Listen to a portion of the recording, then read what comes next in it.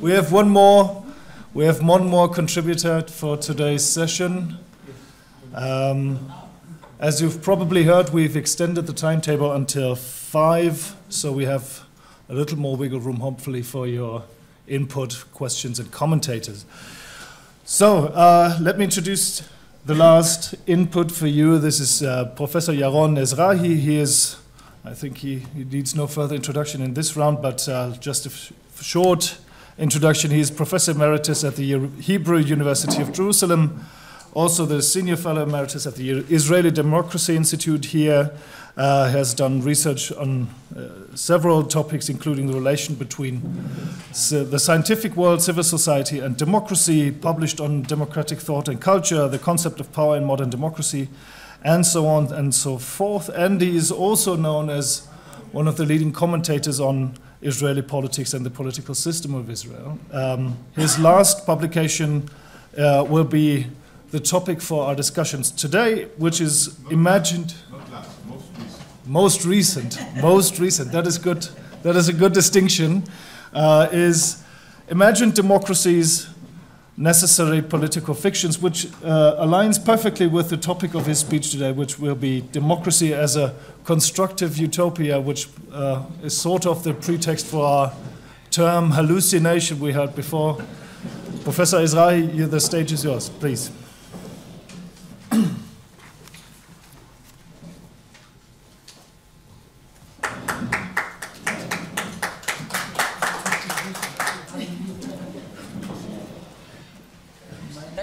Daniel Barenbaum.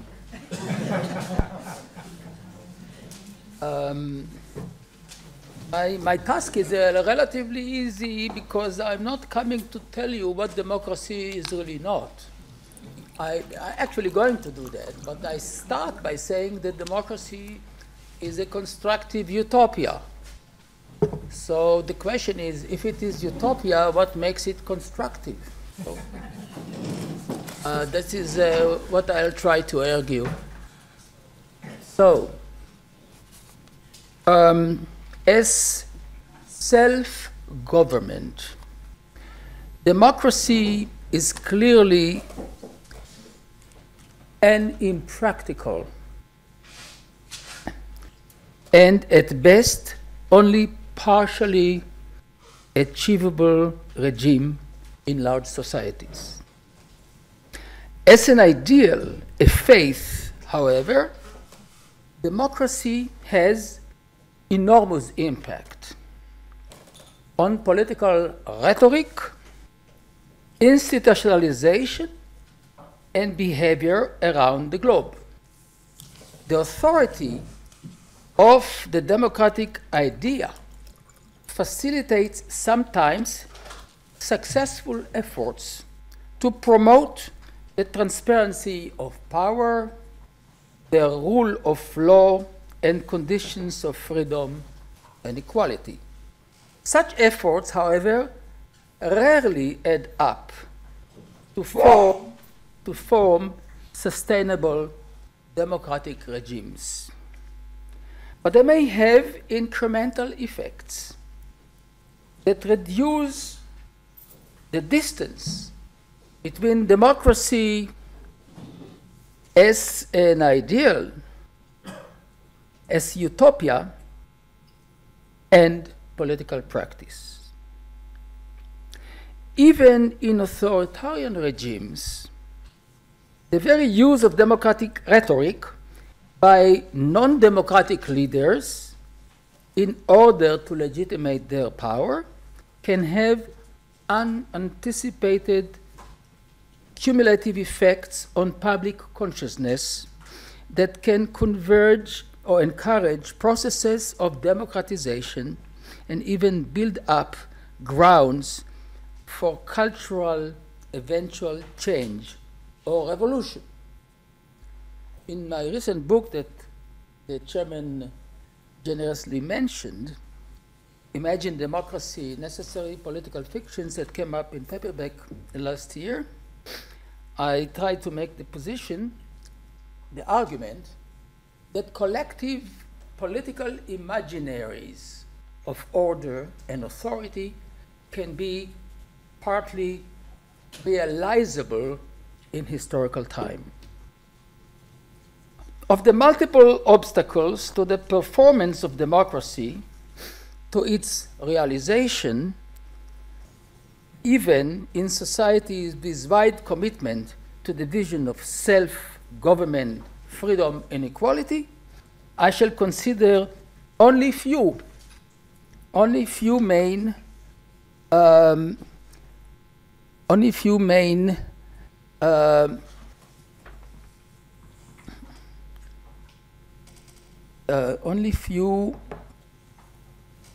where did I lose the sense?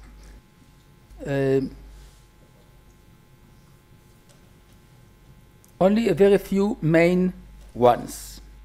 I want to stress here the performance of self-embodying creative potential of democracy as a collective political imaginaries. Since I will concentrate only on few of these aspects, don't complain that I didn't mention everything. As a political imaginary, democracy is constantly in flux. In a lecture last week, I also repeated this wonderful quotation by Jacques Derrida, who defined democracy as the only regime that constantly deconstructs itself. It is committed to continually negotiate and renegotiate its own premises and rules. Democracy is inherently a restless regime. Anybody who wants stability should go elsewhere.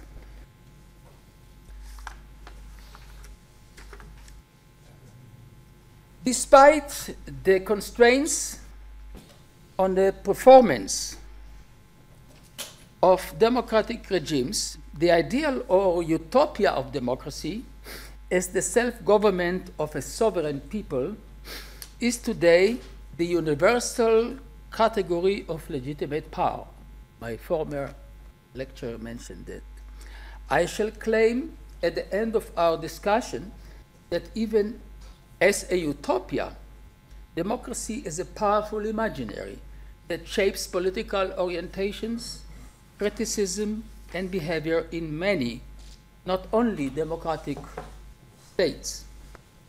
The key enabling fictions of democracy include the illusion that elections are forms of collective public choice of leaders, and their mandates and that elections produce mandates to pursue specific policies and forms of public action.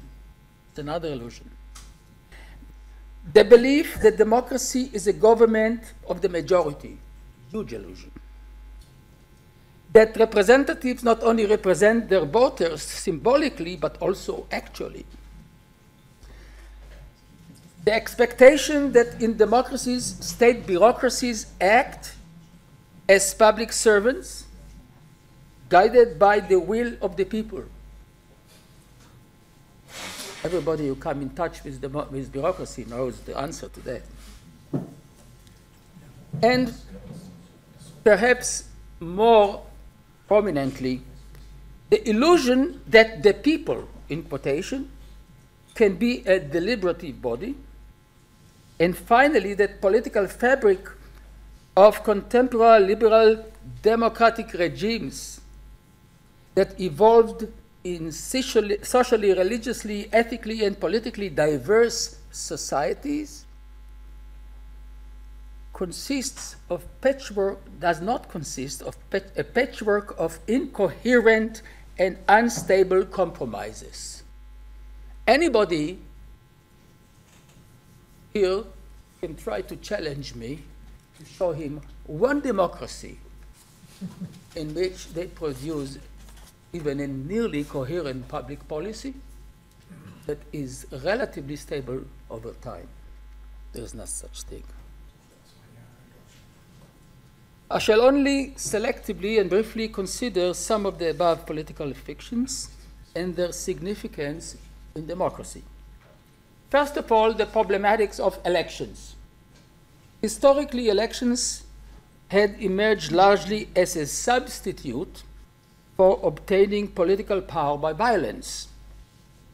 The rule of the mob, of kings with a divine grace, and especially in the pre-modern era, governments by invisible transcendental powers whose justification were grounded in the theologies of the time. In the modern era, deep social and cultural changes and violent revolutions contributed to shifting politics from heaven to earth, to the historicization of the imaginary of politics as a this-worldly human enterprise that can be visible in the public arena. Now, this is very important. There was an epistemological political revolution that enabled modern democracy to become something which is not dependent on spiritual causation, but not in all countries. Big hint. This shift has not only actually ensured the smooth, legal, non-violent, conscious handling of the institution of political authority by human effort.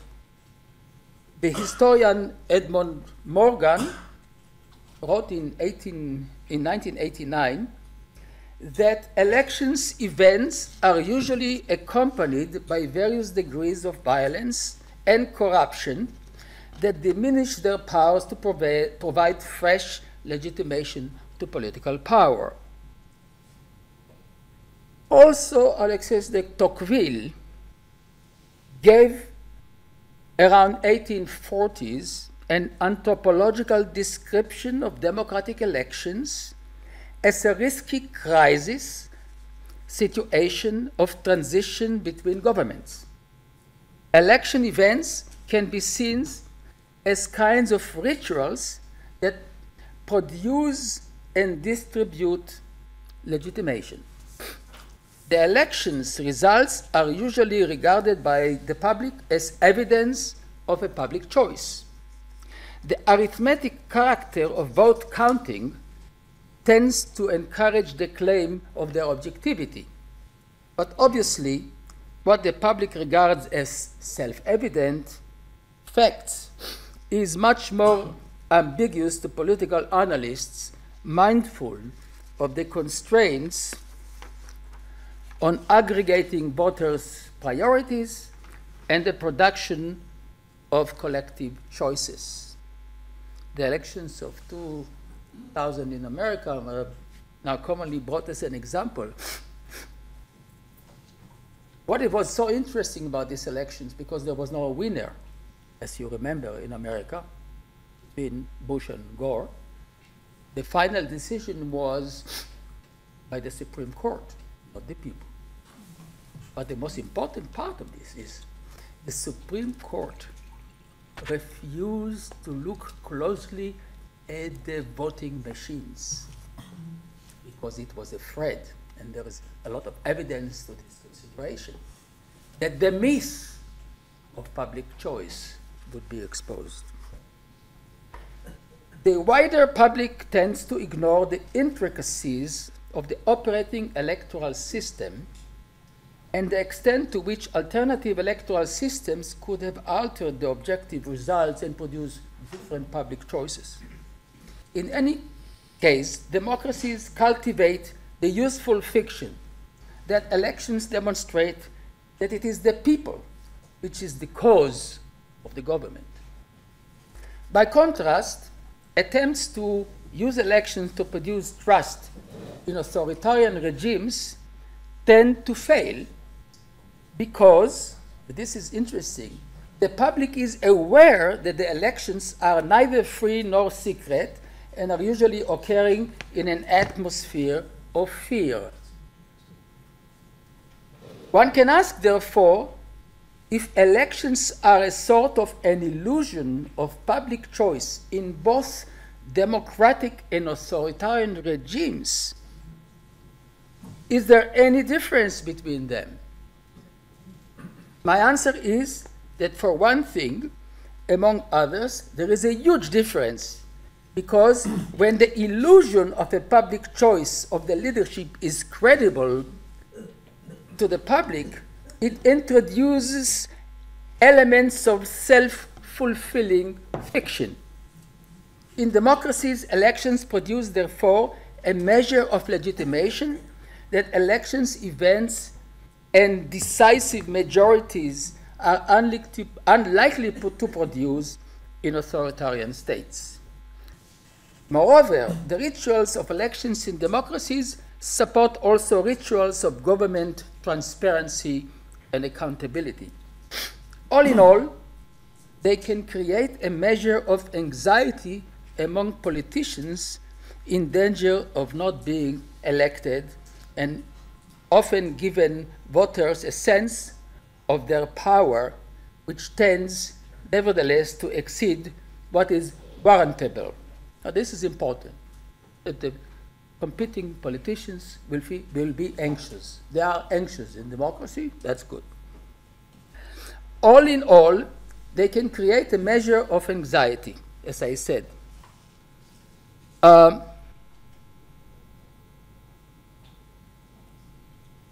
In a state like Russia, rituals of transparency and accountability are either absent or utterly meaningless.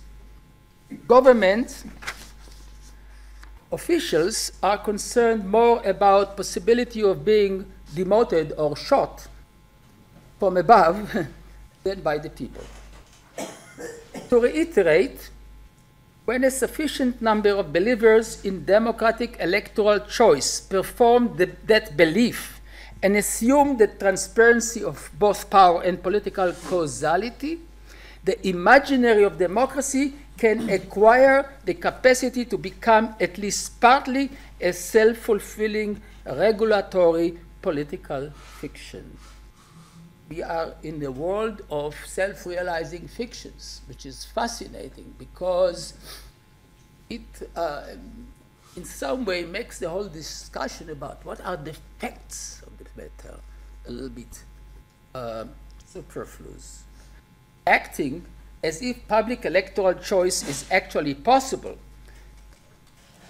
and is happening brings citizens to the ballots and the ideal closer to political reality. As Thomas Hobbes observed, and he is one of the leaders of all political theorists, as the ultimate founder of the theory of the modern state, he said the following.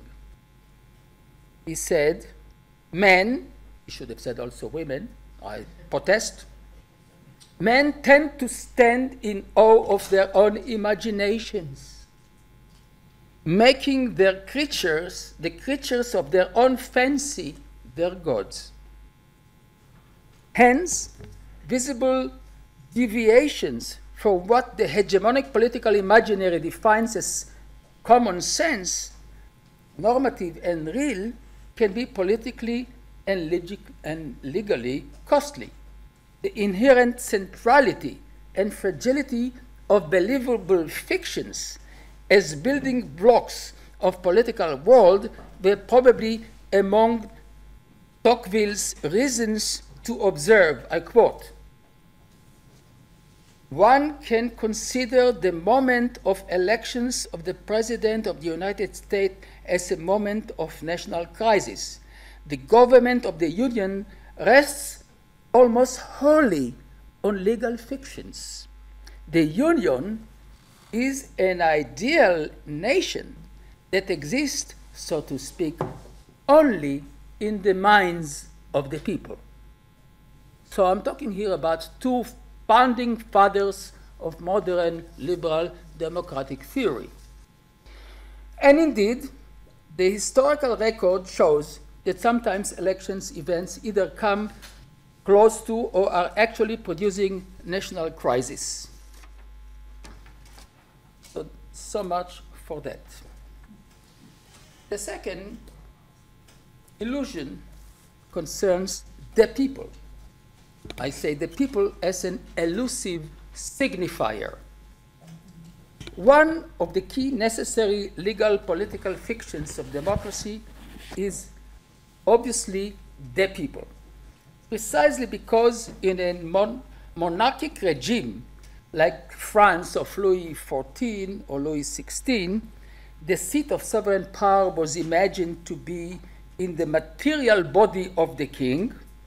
Democracies were pressed to render the people into an equally concrete material agency. The effort to physicalize that abstract category of the people has led to face the difficulties of turning an imagined, ambiguous, and elusive entity into a unified agency.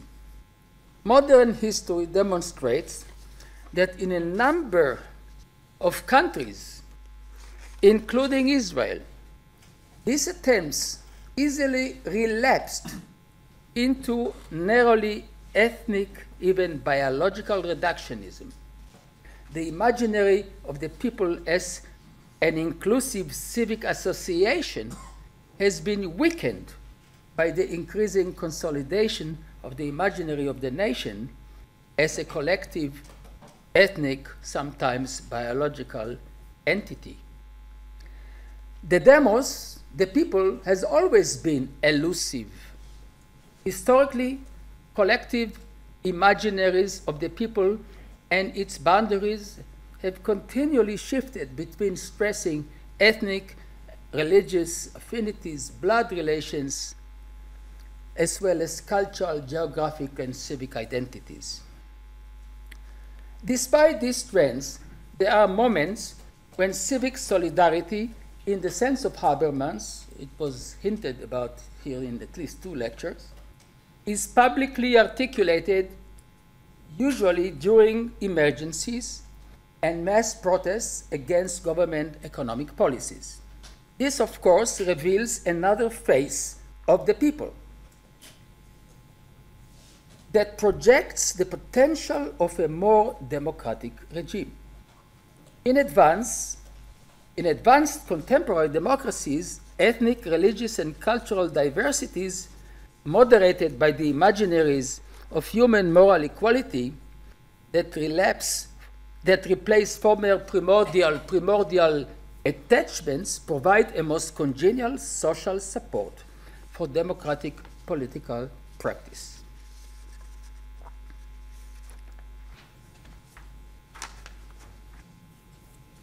The limits of representation. Another weakness in performing democratic regimes concerns the ambiguity of electoral policy mandates and of the possibility of elected representatives to represent their voters. Even when election results show clear numerical advantages to some candidates or others, over others, they can hardly substantiate their mandate to pursue specific public policies. Except for radical right and radical left-wing candidates who appeal relatively to politically homogeneous, usually ideological constituencies, in contemporary, ethically, religiously, economically diverse society, seeking political success require candidates to master the paradoxical capacity to combine persuasion and ambiguity, such that different political groups can read into their campaign speeches and platforms their own different preferences. This is the great art, persuasive political ambiguity. For the same reason, often government programs and actions look more like eclectic patchworks than coherent outcomes of a deliberative process. Actually, democracy as an ideal of self-government by a free sovereign people is not readily compatible with government by representatives.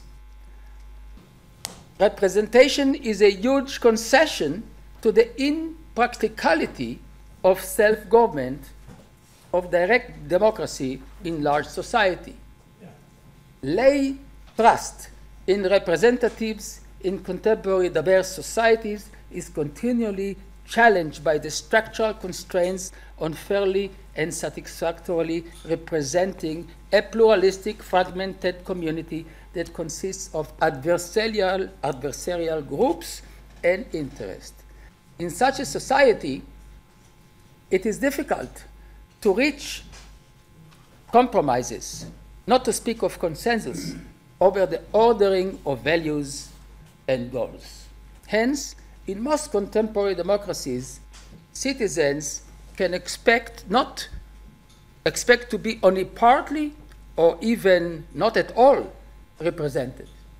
For similar reasons, democratic leadership is a kind of oxymoron, and long-range policy planning is next to impossible.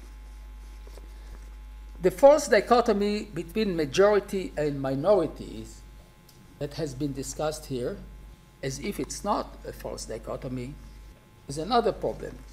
It is necessary to recognize the common confusion between the fabrics of political majorities and minorities in order to understand how fallacious and deceitful has been the claim elevated by current Israeli right, for example, that because democracy is a government by the majority, majority decisions automatically delegitimize and overrule the values and the goals of the minorities, and question the legal validity of decisions made by the unelected judges of the Supreme Court in defense of minority and individual rights.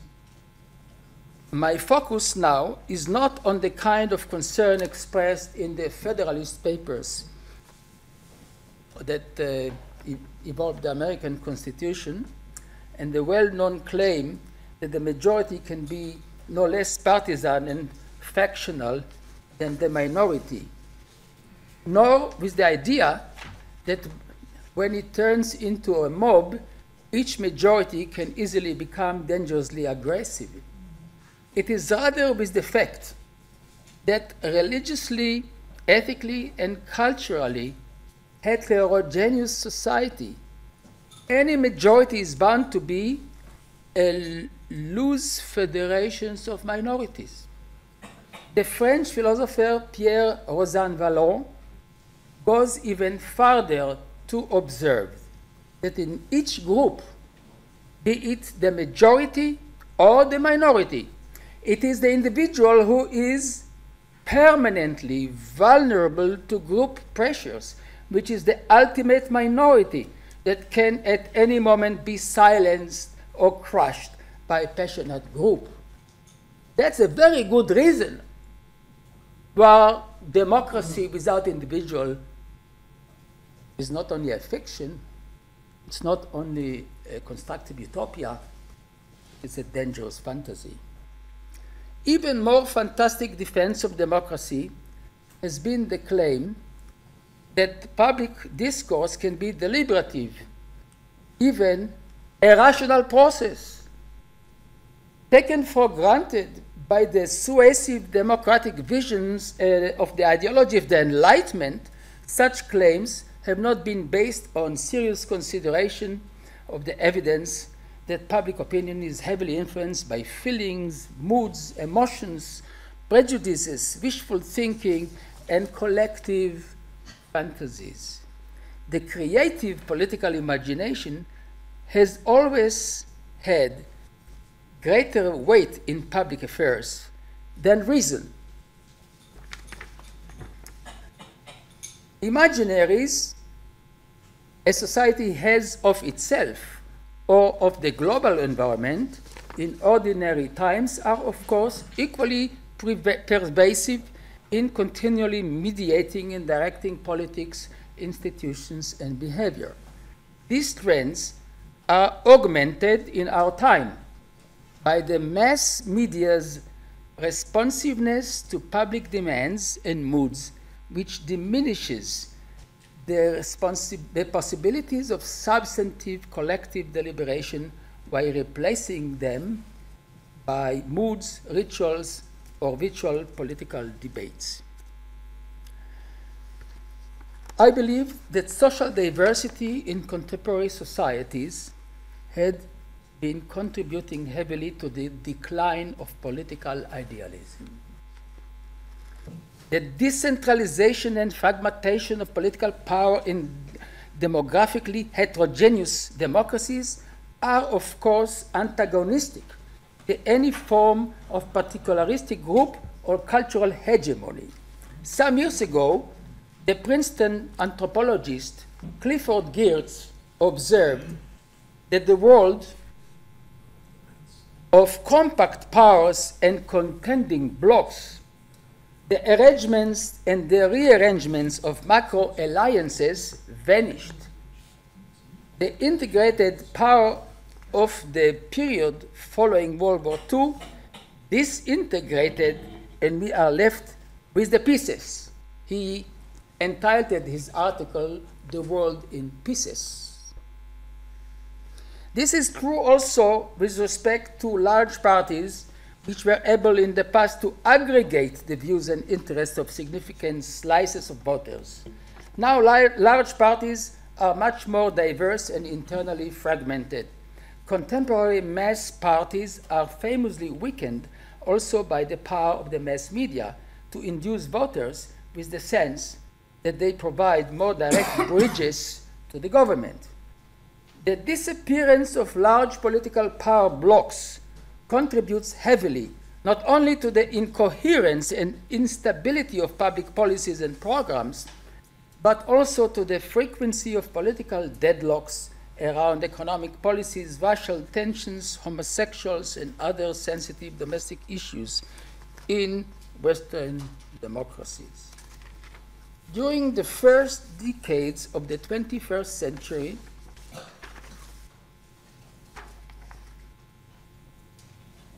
such domestic political deadlocks have been occurring in the United States, in Italy, France, and less acutely in Germany and England. Under such conditions, any political or group is still free to dream of and peacefully cultivate its own vision of the ideal good society. But no one can expect the realization of its own vision. This means that democracy is psychologically a very harsh condition for idealistic individuals and groups. You realize this. You cannot realize your dream of a collective society because you never have enough power to even start moving in this direction. This is a condition in which competition is hampered by the increasing inequality of income and standards of living, and the rise of new plutocracy, all has been mentioned today, can pose real danger to the political democracy and easily encourage political indifference. Indifference is a very important feature of contemporary democracy. The need to contend with a multiplicity of alternatives is frustrating when every dreamer must see its ideal distorted and reduced by compromises. Unaccountable power games or any marginalized the dreams are marginalized by negative prospects. Whereas the fight for democratic freedom is risky and inspiring. After freedoms are won, the need to divide them and accept the freedoms of legitimate adversaries is much more difficult. The problem with democracies is not so much achieving freedom, but dividing it. This is an impossible task. Clearly, the performance of comprehensive, coherent ideology like socialism, ethnic nationalism, is not politically feasible in such free and diverse society. Ethnic nationalism is unrealizable in a diverse society. The necessity of compromises produces eclectic public policies whose implementation is inherently limited. Under such conditions, only cognitive emotional ambivalence or political resistance can live and cope with such contradictions. I believe that because it is not necessarily associated with condescending intellectuals, ambivalence is often a superior liberal democratic virtue than irony. Although also liberal irony, as understood by Richard Rorty, recognizes the unavailability of incontestable truth and conclusive arguments, both attitudes tend to facilitate tolerance. So, in coming to an end, democracy as a politically useful fiction. The above observations may suggest that democracy as an ideal, a fiction, or a utopia is a useful means to inspire political changes that improve freedom and equality. It is also a potent means to criticize established political power and undermine or weaken social and political hierarchies. Fears of anarchy or dictatorship lead many governments to opt for something in between. Democracy is a regime that is has to cope with pulls towards anarchy or authoritarianism. That means that almost any government in a society committed to democratic principles is likely to suffer from legitimacy deficit. The faith in democracy is instrumental to attempts to bring political reality closer to the ideal. This is why democracy is a constructive fiction, a potentially productive utopia. Last, the future of democracy depends on the stability of civic epistemology that ensures shared values and shared common sense conceptions of reality. Very little has been talked about common sense as a necessary feature of democratic culture. This condition is increasingly challenged in our time by the mass exposure of the lay public, and particularly the young, to science fiction, literature, reality television shows and series. This exposure gradually erodes the stability and commensurability of common sense as the epistemological arena of democratic politics. Democratic politics cannot take place in a world of surrealism. Digitalization enhances the technological potential of creative, believable, fictional worlds. In light of such destabilizing, accelerated flow of this interaction between technologies, the political imagination, and political behavior, it may be increasingly difficult to institutionalize democratic regimes.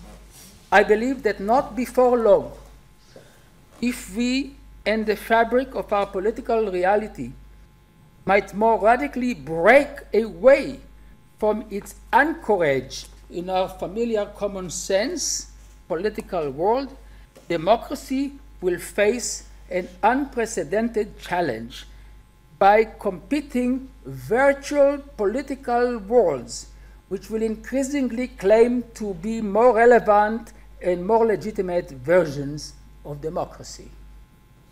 This condition can be seen favorably, it may be favorably by some, as leading towards a new formerly inconceivable freedoms, but also, no less, to potentially trigger moves towards a dangerous, uncharted future political universe marked by unfocused, fluid, and ungrounded political freedom. Ungrounded political freedom, ungrounded agencies and realities. This might be a world, a political world of a democracy without foundations. I wonder how we will cope with this. Thank you very much. Right. Thank you very much, Professor Ezrahi. I already have one mention from Professor Gadd then behind, and Professor Giraud. Okay, can we? Excuse me, I have Professor Gadd as the first participant. He decides. Here. He's the decision maker. We have a monarchy here. Okay. I'd like to see that. Okay. I've seen him first, then it's you. Okay. These were interesting and in some ways also important insights, but I think that one always has to be on guard against overstatement. It's like a crowd of teenagers who are told that their parents are not what they thought. Perhaps their mother is not a virgin, even though Jesus made the mistake of thinking that she was. That the teacher is not what they thought. That the world is not what they thought. So it's it's important. It's all true, but it's not the whole true. Okay. That's why a teenager goes through a phase. Yeah. So in all our concepts are imagined, Yeah. in the sense of understand, or even imaginary, as some argue. So we know that the nation is imagined or even imaginary, and capitalism is a concept, so it's obviously imagined, but underlying all these concepts are some very concrete realities. And obviously reality falls short of the ideal, and it depends how short it falls of the ideal. We have an intellectual ideal type in mind, which is realized or realizable in this world only to a limited degree. So and obviously in all of these concepts there is an element of fiction, and there is an element of myth, and there is an element of legitimation and so forth. But this does not mean that reality entirely does not fit the ideal. And it does not mean that all regimes are the same in this respect. There are vast differences, and not only in the legitimizing ethos or fiction, but in all the concrete realities.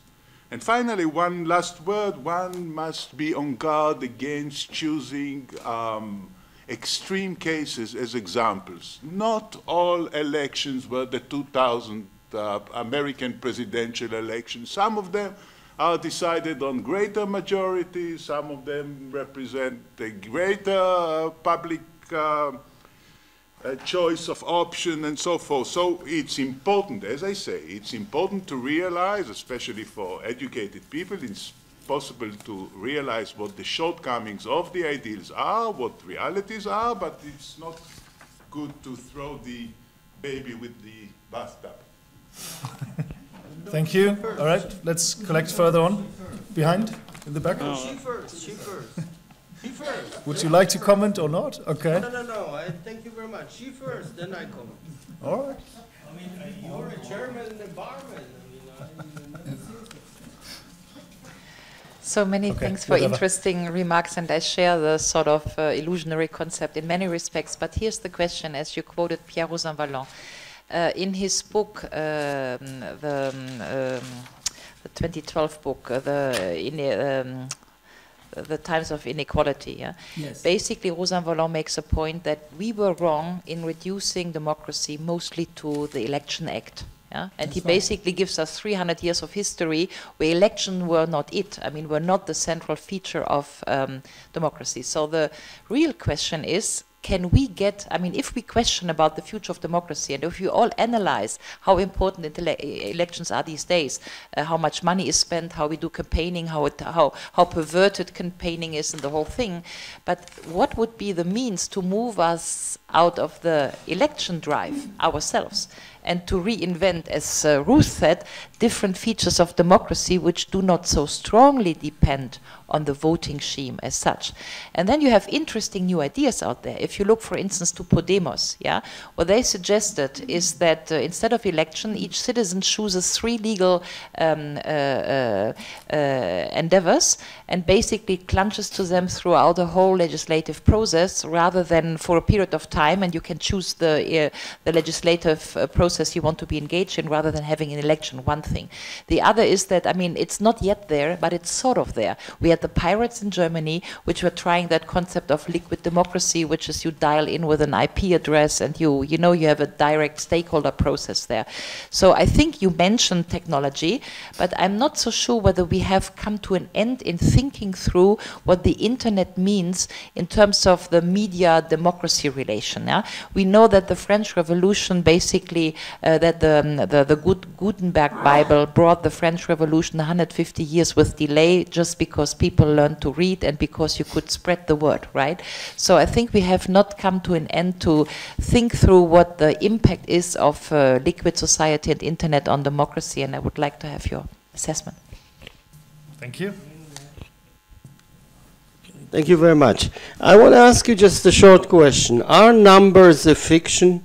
Because if numbers are a fiction, then realities are averages. And if you look at reality as averages, then all you are saying, this deficiency in legitimization, is just empty talk. Can you repeat the last sentence?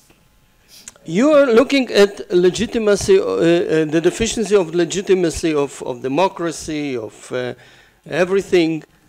But tell me, are numbers fictions? Then the whole physical reality is a fiction, and physics is nonsense, and everything else.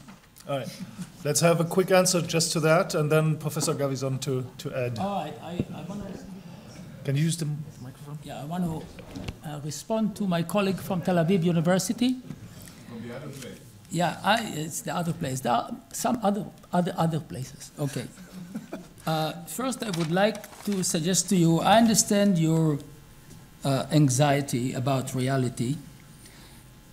I have one sentence which I like to quote to you from Clifford Geertz, who did a very, very thorough study of reality in different societies. And he came to the conclusion, I quote him, "The real is just as imagined as the imaginary." What do you do with that?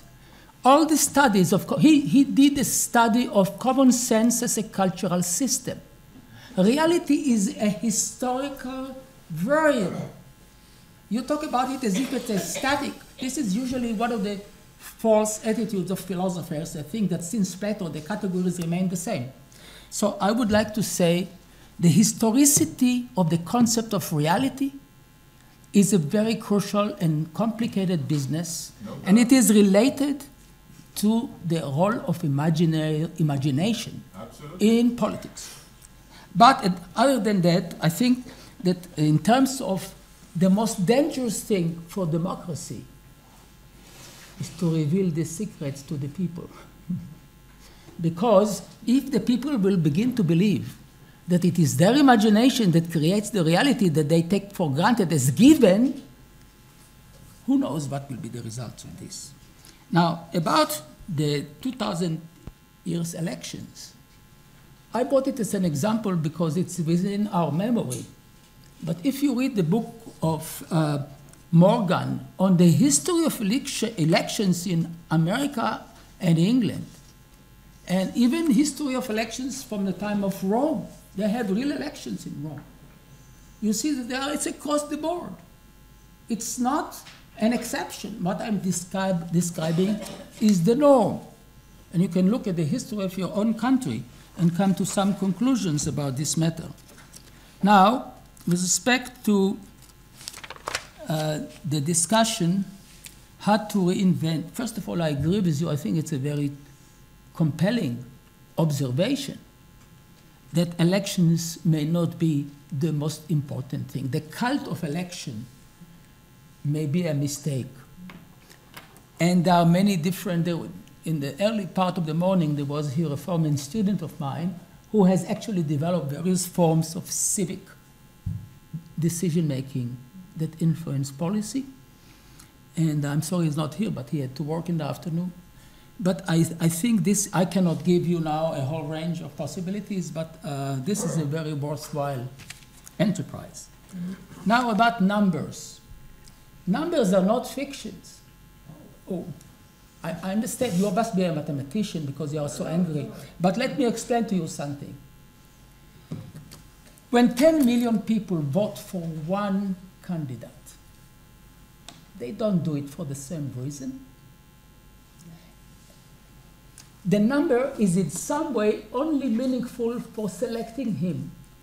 But because they selected him for very different and very often contradictory reasons, they don't give him a mandate to do one type of policy because his voters are heterogeneous and contradictory.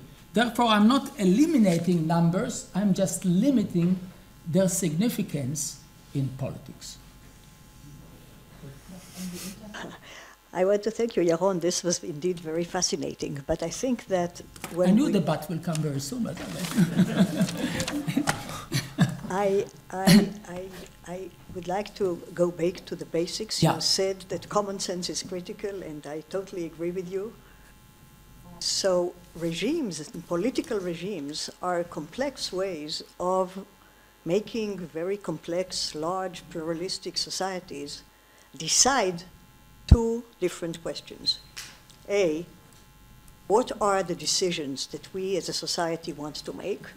Very difficult question. Usually in very complex societies, the answers are extremely controversial.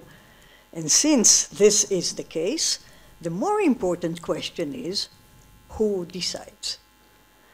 And we accept an answer to who decides, knowing that it's going to approximate our hopes and assumptions about the meaning and the legitimation of choosing this person or this process or this institution as the form of decision maker. But this is the most important decision we are doing when we are designing democratic institutions, Federalist Papers, okay? Then we would like to ask also, once we decided on how to decide and elect their representatives who for some time will make decisions and their relationship with other authorities, we also want to find out whether we want, as an extra measure of success, impose on them content constraints. That is, not only special majority, regular majority, this kind of an election, proportional, not proportional, who votes, women, not women, prisoners, only people who are here, you know, whatever. But also other constraints so that the people we elect to be the decision makers cannot make some kinds of mistakes. This is what you need the Constitution for. Yes. Well, both of them. A, structuring the agencies. B, possibly putting constraints. And, very important, if you're putting content constraints, who are going to enforce them? Because it's not necessarily the case that judicial review is the only or better or whatever form of reviewing democratic answers. Okay, so this is the name of building democratic institutions. Yeah. Now, once you do that, you are creating a reality. Now, you're quite right in saying that the presuppositions and the hopes for the structure that we have decided on are in large part built on imaginations. You're quite right in saying that since we don't know why each of the voters voted, then a clear mandate doesn't come out. You're quite right that even if there is a clear mandate, it's an interesting democratic question whether the representative must be faithful to the voters or to his own judgment in making the decision when he or she are making them. So these are all known, democratic puzzles. But I agree with some of the sentiment that was voiced here that this is very important, but you seemed to suggest that all these very important facts undermine or make unintelligible or unreal the choice of democratic institutions. I don't understand that. The other thing that I don't understand is what follows from that. So what are we left with? A better democracy? And the last thing, you're talking about virtual political struggles. I don't really understand what that is. But you are then saying we're going to have more freedom? This I totally fail to understand. How are we going to get more freedom from anarchy? And lastly, the power of democracy as an ideal is the fact of positive freedom. I participate in authoring the goals and means chosen by one society. I'm not just a subject, a pawn. I'm an actor. I'm an agent. I have the power to replace government. Now, if you take this away totally from democracy, then it's not at all clear. I don't have the power to do that. You don't have the power, but if you do, then you lose the power of democracy as an ideal, and you lose its mobilizing power at all. So I think that the bathtub water is relevant. I would suggest that we'll regard it as 4 questions. Okay, let's start with that first, and we have another input on the left. And by the way, Professor Guéraud stressed the idea of technology and internet, and if we can perceive the indirect consequences, maybe you could stress that as well. Yeah, please. Yeah, just in case. Can you turn on the mic? Can you turn on the microphone? Just press the button. There you go. I think it's on. Do you hear me? No. Now it's on, all right. Now? Yeah. Just to remind people that in democratic Athens, most public officials were not elected. They were chosen by casting lots. Yeah. The main exception was the 10 generals of the army. They were elected, in fact, by the entire demos, but most were elected by... of course, you had to have certain qualifications to be a certain age and so on. However, what happened was that every area of government was governed by a committee of 10 people, each chosen by lot in the 10 tribes. So instead of having a minister of this and a minister of that and a minister of something else, you had a committee of this, a committee of that, and a committee of something else. So in other words, the mechanism of government was more widely spread. And another thing, of course, was that after their year of office, everybody was investigated to see whether he had fulfilled all the responsibilities and to check any case of corruption and so on and so forth. So I think this was the mechanism of government, and elections, as they had in fact, the Greek philosophers even said that elections are characteristic of oligarchies. Thank you very much. Quite a lot. Well, yes. Thank you for this comment. With Ruth and I have a dialogue for many, many years. I not only respect her, I also love her, so you have to take it in consideration, Mike. I don't believe so much in the theory of social choice. I have never seen this phenomenon. Maybe you do. Maybe on the legal context, you have something like this sometimes, when you choose a law, but then they don't implement it, and it is melting down in the process of application. We are very great in this in Israel. I'm not at all sure, and definitely the theory of social choice, which is developed by economists, is, in my opinion, totally bankrupt. Now, on the question of who decides, this is a very important question. This is what decides by number. This is where numbers are important, and that's what Schumpeter has said. He said, we don't choose policies, we choose people we trust enough to make the policies upon their discretion. this has been also some kind of the idea of the choice of representative in the British Parliament, that they chose for discretion and not for specific policies. There is a lot of wisdom in that. But this kind of trust is very easily dissipated in divided societies when they begin to choose in ways which seems to favor one side or on the other, even in the short run. Now, you're absolutely right that it is this, if we are doing all these things, if we have a choice and we choose who makes the decision and we have the institutions, and then we pour in the contents that limit the choices, we have a reality, a political reality in that society. Fair enough. But how do we decide on the contents that we limit them? Who decides on the contents? The people who are elected? I'm not sure, I don't know. Because the idea of democracy was that democracy has a kind of a set of presuppositions that everybody should accept. Elections, value of human life, equality, freedom, and so on. Now, with respect to the whole idea, I didn't say that a situation where the imagination is creating the political institutions and the reality we live in means that we have a freedom. I said that some people see it as such. Some of my colleagues believe that because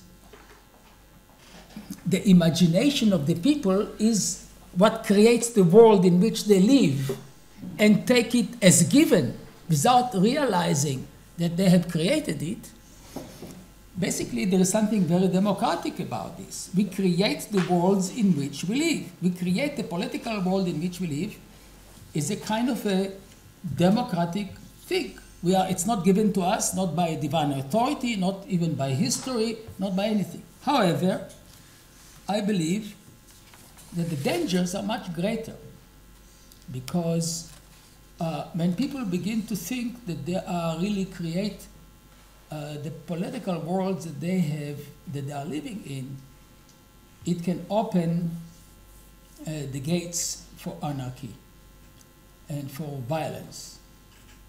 Because then they will realize that no group has more legitimacy in shaping the world than theirs. And I think that's why democracy is also based on denial, on a certain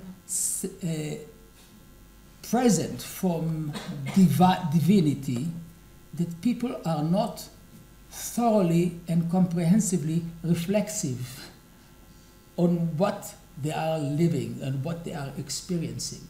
Reflexivity in democracy can be a virtue with limitations, because it makes us do certain things and support certain things, but radical reflexivity can be destructive. So in some way, we are between two horns of the dilemma. The central role of the imagination in creating politics, the virtues and the dangers of that fact.